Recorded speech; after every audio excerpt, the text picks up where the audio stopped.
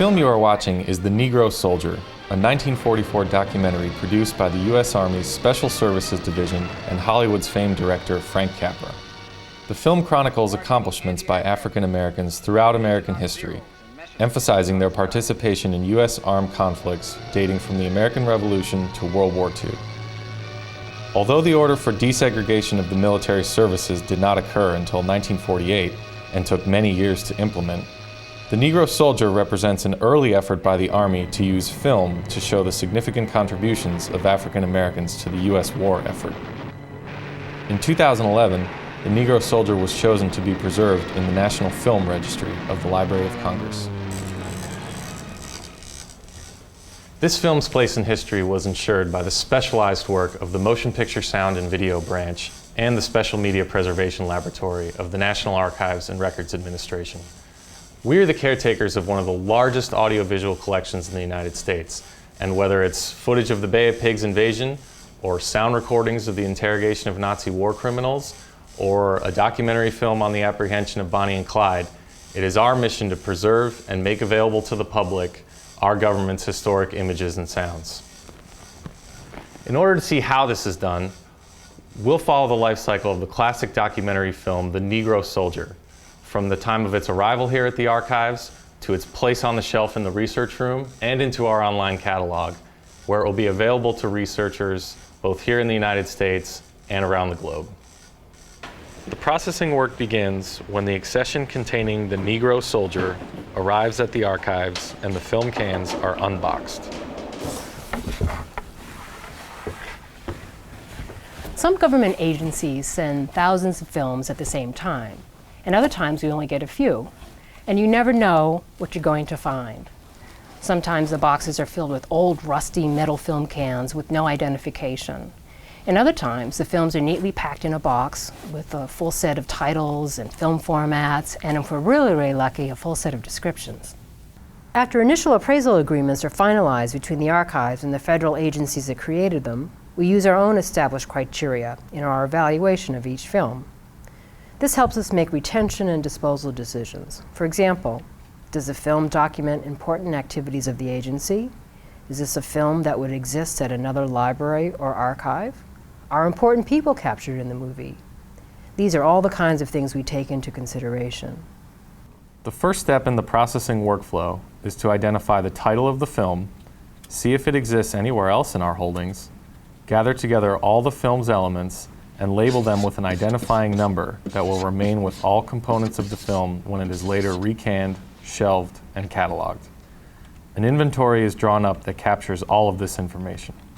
What makes motion picture processing unique and complicated is that a single film may not be just a single reel.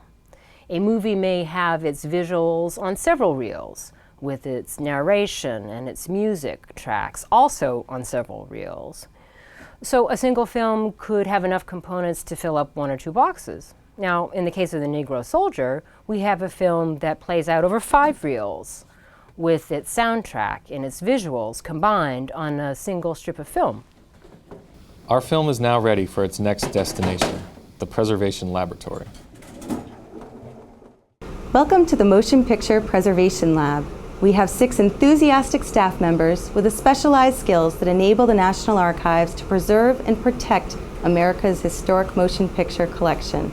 To do this, we evaluate the condition of our original films and prepare them for cold storage so that we can keep them as long as possible. We copy to newer film stock or digital formats when deterioration of the original puts the images at risk of being lost. Every day, we handle films that might not exist if care had not been taken to retain and preserve them. We work on material that covers a wide range of content and condition, from deteriorated 16mm color footage from World War II to pristine camera negatives shot for educational films in the 1980s. Today, we're working on The Negro Soldier. When we inspect films, we're looking for signs of deterioration. We're measuring acidity levels and shrinkage, and we make repairs so that the film is ready to be transferred or played back. Sometimes we can spend an entire day repairing a single reel of film. We're identifying film elements in order to make sure that the original is given the highest level of protection and that only duplicate copies are available in the research room. We inspect about 4 million feet of film a year, but even at that rate, it would take us almost 300 years to look at every reel in the collection. As long as we can purchase film stock, we'll continue to do film-to-film preservation. Digital is a great tool for providing access and doing restoration work, but it's not a great tool for long-term preservation. Whether we're going from film to film or digitizing for access, there are certain steps we always go through. For each title, we do all of the inspection and hands-on repair of the original elements to make sure they won't be damaged if we run them on the equipment. For reels we're printing, we also time them to ensure that the new copies will remain faithful to the original copy. We clean them and then print them on our printers. We have a wide range of printers. We have one that was made in the 30s, one that was made in the 50s, and one that is relatively new to the archives. We choose the printer based on the condition of the original film because the printers have different handling capabilities. We then process the film and do quality control to make sure that everything has turned out the way it's supposed to. For the Negro Soldier, we're creating a new film copy and a digitally restored copy. With the film copy, we can place it on a shelf in a managed storage environment, and it will last upwards of 500 years. With the digital file, if it's not managed and migrated, it may only last up to 5 years. Although we still use film stock as our primary preservation format, motion pictures are being digitized in the lab for a variety of purposes. When researchers ask to see films that do not already have reference copies available, we transfer the reels on our HD scanner and make DVDs for public access. We save the files for later use in the National Archives online catalog or to be posted on social media sites. In addition, we digitize high-profile titles and films that are too fragile to be copied on our printers at greater resolutions of 2K or 4K for access and preservation. This is our preservation level film scanner. It creates digital files that preserve and protect the essence and the characteristics of the film stock itself, namely the film grain, the color properties, and the saturation, density, and contrast levels that exist in the film original are carried forward to the digital file. Now, we've used this equipment to scan films such as The March and The Negro Soldier, which have stable film elements, but generate enough public interest to warrant high-resolution film scanning. This is our digital workstation. Once the reels have been scanned, we use software to do overall density and color corrections. We also can use restoration tools like a scratch tool and a dust tool on a scene-by-scene basis if needed.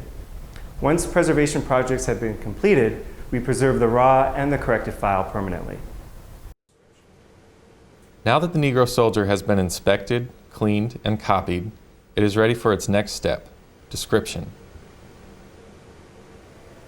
We can use the digitized DVD, or we can load one of the clean prints onto our flatbed screening machine to view for descriptive purposes, without running the risk of damaging either the film or our machinery. Just having a title in our catalog is often not enough. Ideally, we'll view the film in order to enter information into ARC, our online catalog. We'll describe the movie's themes, its intended audience, any important historical figures or locations that are shown, that sort of thing. Sometimes, as was the case with the Negro Soldier, we'll receive original description in the form of shot lists or production files. All this information can then be combined with the Preservation Lab's inspection sheet data on the length of the film, the original, reproduction, and viewing copies that now exist, and what their formats are. Once viewed and described, our film must be secured in the proper storage area with regard to temperature and humidity to minimize the deterioration of the film over time. Original, reproduction, and reference copies are each stored in their own location.